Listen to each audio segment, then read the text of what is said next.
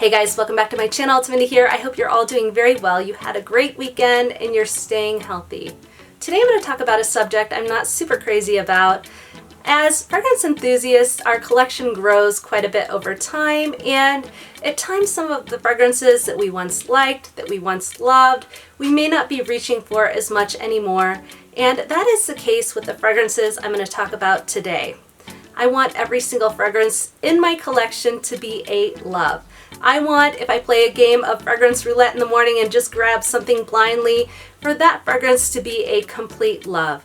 And that just isn't the case with the fragrances that I have here today. But I'm not ready to put them on the chopping block. I like them enough to keep them, but not enough to wear them regularly. So I'm caught in kind of that middle ground where I'm trying to figure out what to do with them. I do have other fragrances that are ready to declutter, so I'll be sharing videos on that in the future. But for now, these are just fragrances that I'm going to hold on to and maybe keep playing with for a while to come. Please don't take this video personally. This is just my personal opinion. These all started off as a like, maybe even a love, and it pains me to feel this way about these perfumes, but others have come into the collection and sort of pushed them aside. Without further ado, let's jump on in. The first fragrance that I have here will probably be a shock to a lot of people. This was a heavily hyped fragrance in 2020. I know a lot of people really enjoy this one. This is Labelle by Jean-Paul Gaultier. I blind bought this fragrance, and when I first got it, it wasn't a love at first sniff, but I tried to grow to like it. I always got the slightest tingly feeling from this one. There's vetiver in here, and from that I get a little bit of an earthy, maybe grassy feel to it. The pear in this one I do find to be delicious. It's different from other pear fragrances that I've tried, like God is a Woman by Ariana Grande. That one is more sweet, it's more juicy, it's more fresh feeling. The pear in this one is syrupy. It's a little bit spicy. It's very sweet, but it's kind of a boozy, warm, sweet pear. My main issue with Labelle is that when I wear this fragrance, it just doesn't feel like me. I like those sweet, delicious gourmands, and this is a sweet, delicious gourmand, but it's one that just doesn't feel like me. There's kind of a dark richness to this fragrance, and I sort of like it, but sometimes I'm not sure about it. I've never heard anyone talk about this before, but I saw in one place that there may be leather in this perfume, and a piece of me wonders if maybe that's why I'm having trouble with it. I do tend to be finicky with some notes, and leather just happens to be one of those notes where I'm a little bit wishy-washy on whether I like it or not. It's low on the main notes listing, so I don't know how prominent it is, but when I press my nose to this one, I feel like I'm getting that, combined with a little bit of a medicinal feel, and I'm just not crazy about that medicinal vibe that I pick up from Labelle. This is one that I'm just not reaching for hardly ever. There are so many other gourmands that have come into my collection that I totally love and I wear regularly. Quick side note, I have bought the Les Parfums version of Labelle, and I do slightly prefer that fragrance. I think it's a little bit deeper. I think it's a little bit sweeter to my nose. I just prefer that over the greenness that I get out of this one. Again, this is Labelle by Jean-Paul Gaultier. The next fragrance that I have on my list is Sofia by Sofia Vergara. I bought this for two reasons. First, because of the comparisons to Coco Mademoiselle. I was really interested to know how this compared to Coco Mademoiselle. But second, because it is an affordable fragrance. I got this at a very reasonable price, and so I was excited to bring it into my collection. First and foremost, I would say that this does not smell like Coco Mademoiselle much to me. Coco Mademoiselle is kind of citrusy. The dry down has a vanillic woodiness to it. It's a woody floral. It's absolutely stunning. It is one of my very favorite fragrances. This one goes a little bit more to the fruity side. It is a pretty fragrance. It is a sweet fragrance, and I think the reason this gets compared so frequently to Coco Mademoiselle is because it has that classy vibe. I think if you were to swap out some of the fruity notes with this one to what's in Coco Mademoiselle, maybe the citruses, maybe some of that vanilla woodiness that's in there, you may have a very similar fragrance, but this one's quite different to my nose. I think where I'm having a little bit of trouble with this fragrance might be the currant buds. Now, currant buds tend to have a scent reminiscent of cat piss, not my word, got that from Fragrantica, but I've heard people talk about that before, and sometimes that ammonia type smell can be a little off-putting to people. I haven't really picked up on that in any other fragrance in my collection, or at least I haven't noticed it yet, but I do get a little bit of that here, and I find at times that this can be a little bit cloying to my nose, possibly because of that note. Ultimately, I do have a preference of Coco Mademoiselle to this fragrance, as well as Coco Mademoiselle Intense. Those are a couple of my very favorite fragrances, and unfortunately for that reason, I find myself in a position where I'm not reaching for this one as much as I like. But at times I do crave it. I do like the fruitiness in this one. It's a great summer fragrance, so I'm not ready to set this one free just yet. This is Sofia by Sofia Vergara. The next fragrance that I have is a very popular mainstream fragrance that I did end up blind buying. It is one that's spoken about a lot in the fragrance community, and it's a fragrance that I think is quite beautiful. I do like the scent profile of this fragrance. It is Black Opium by Yves Saint Laurent. This is one that you probably smelled in public. If you're not familiar with the scent, there's a possibility that you passed somebody in a school, in a business, at a bar maybe, at a dance club, I don't know, something like that, where somebody was wearing this fragrance. It is quite popular. It's available at a lot of fragrance retailers, so it's a quite common fragrance to have smelled at one point or another. I honestly love this perfume on other people. It does have a beautiful vanilla coffee combination. It has a sweet, alluring, almost spiciness in the undertone that complements that vanilla and coffee in this fragrance so beautifully.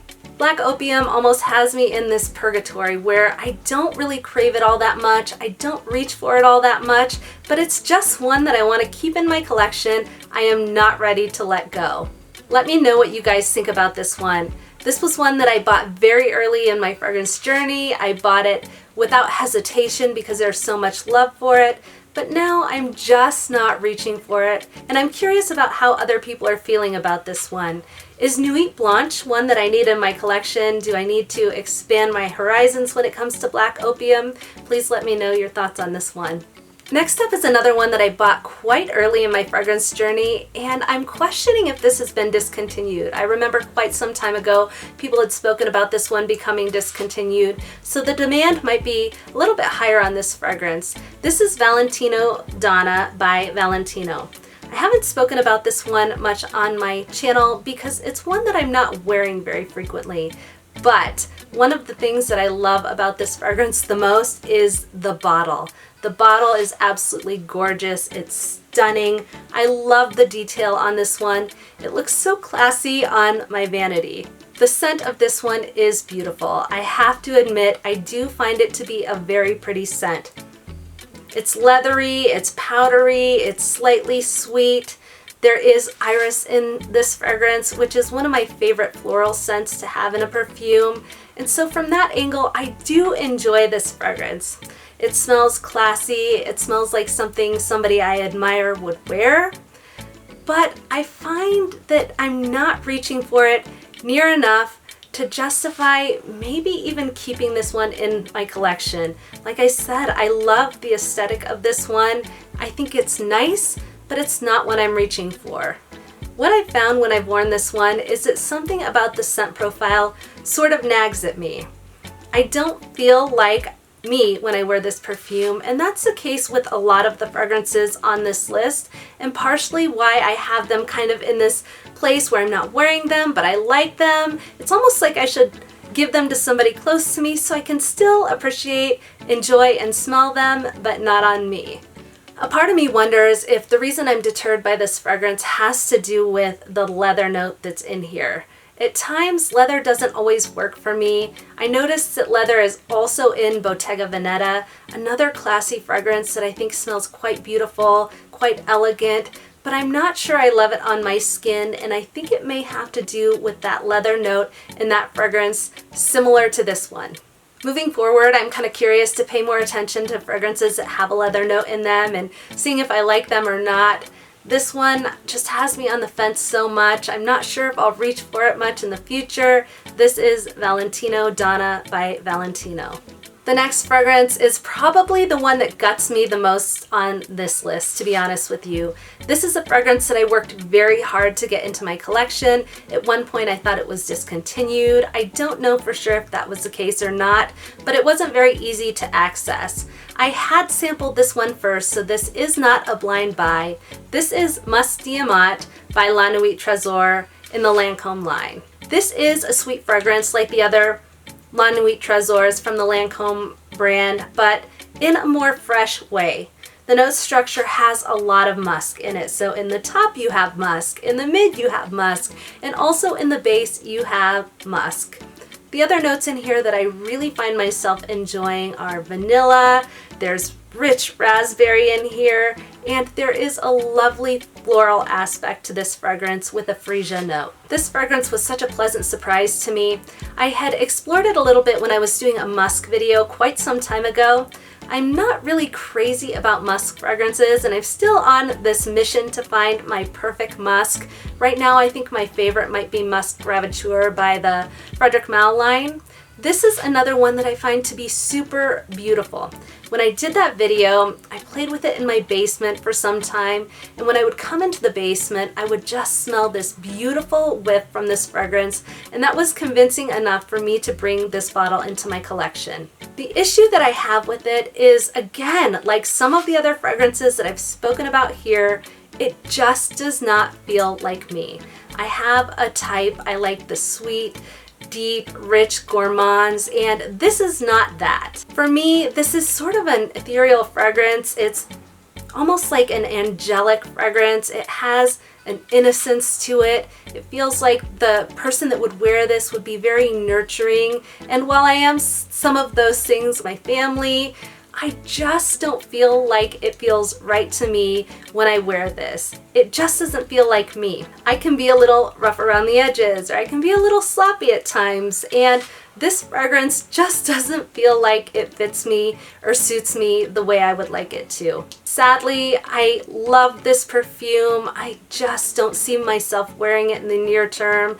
I'd love to smell this on other people. This is La Nuit Tresor Musc Diamant by Lancome. Next up is Casablanca by Swiss Arabian, and this is one that I blind bought because of all of the hype last year. And if I'm being honest, this is one that I struggled with from the very beginning. There is something sharp in this fragrance, maybe even the resinous type note, the Peru balsam, possibly the suede, I find just doesn't work on my skin very well. Now in this fragrance is apple, grapes, there's definitely a fruity component to this fragrance, and that stands out. There's white woods, you definitely pick up the woodiness here. Iris, patchouli, caramel, amber, musk, suede, and Peru balsam. What I wish from this one was that I got more of that sweet, rich, cozy caramel note. I'm not getting a decadent, rich caramel note from this fragrance. To me, like I said, the caramel is just balanced out with too much tartness or sweetness from those grapes. It doesn't go in the direction that I'd like. I find it to be quite sharp, maybe even a little bit jarring at times. You know, I wonder if this goes back to that leather note that I spoke about earlier. At times I do have a little bit of trouble with leather. I'm wondering if I just don't like the way the suede is done in this one. I'm not sure exactly what it is, but this one just doesn't work out with my skin. It's just not one that I enjoy smelling on myself, but I think I would enjoy on others. The difficult piece of this one is that I have gotten multiple compliments from my family members on this perfume, so other people like it, but for whatever reason, I find that it just doesn't work for me. Again, this one is Casablanca by Swiss Arabian, one that I've held on to because I keep thinking my thoughts and opinions will change on this one. Last up is a perfume that I received as a gift back in 2019. I had gone through department stores trying to figure out what perfumes I liked, what I didn't. I was really at the beginning of my true fragrance journey where I was starting to get deeper into fragrances, and when I would go into a department store, I happened to notice there were a lot of floral fragrances, and a lot of times I just didn't love florals. This one is Carolina Herrera Good Girl. And I did like this when I tried it in the store, and that's why I asked for it for Christmas, but it's not a total love. This is one that has a lot going on. There are a lot of notes in this perfume. I'll put them up here or up here somewhere so you can see them. For me, it's pretty. It's very, very pretty. It's nice. I like the scent. Where I'm having trouble with this one is it just smells like it's too much. The composition doesn't blend very well with me. It's like everything but the kitchen sink was thrown in here. This one is a little bit all over the place for me. It is a pretty sort of fresh, coffee, vanillic, white floral fragrance. There is some nuttiness in here, and when I press my nose to it after it's been on my skin for a while, I definitely pick up that nuttiness. I definitely pick up the cacao, but it's just so much going on that I can't really find myself enjoying it on the level that I'd like. Quick story, last year I put this on when I was going into the office, maybe in January or February, before things started to get a little wild with the pandemic. I had it on in my car, and I just felt like the scent was overpowering. It was really taking over, and a piece of me wanted to run back in and scrub it off. This is one that I think if I sprayed a little bit more lightly on my skin, I might be able to tolerate a little bit better. But I don't want to tolerate my fragrances. I want to love them. I want to really enjoy them. And I do know a lot of people enjoy this perfume and that this is a very loved fragrance. But for whatever reason, I just find myself reaching for so many other gourmand type fragrances over this one. Since that incident in the car where I felt like it was overpowering, I've really had a hard time reaching for this one, but I do think I would appreciate it on other people. This is Good Girl by Carolina Herrera. Alright guys, as always, thank you so much for tuning in. I hope you enjoyed this video on fragrances I'm not reaching for much anymore. Can you relate to this with any of these, or are any of these on your favorites list? I didn't mean to offend anyone, and I hope that nobody took this personally. If you did enjoy this video, please go ahead and give it a thumbs up and consider subscribing to my channel. I hope you have an amazing rest of your week. I hope you have a lot to be grateful and thankful for. Until next time, I'll see you soon.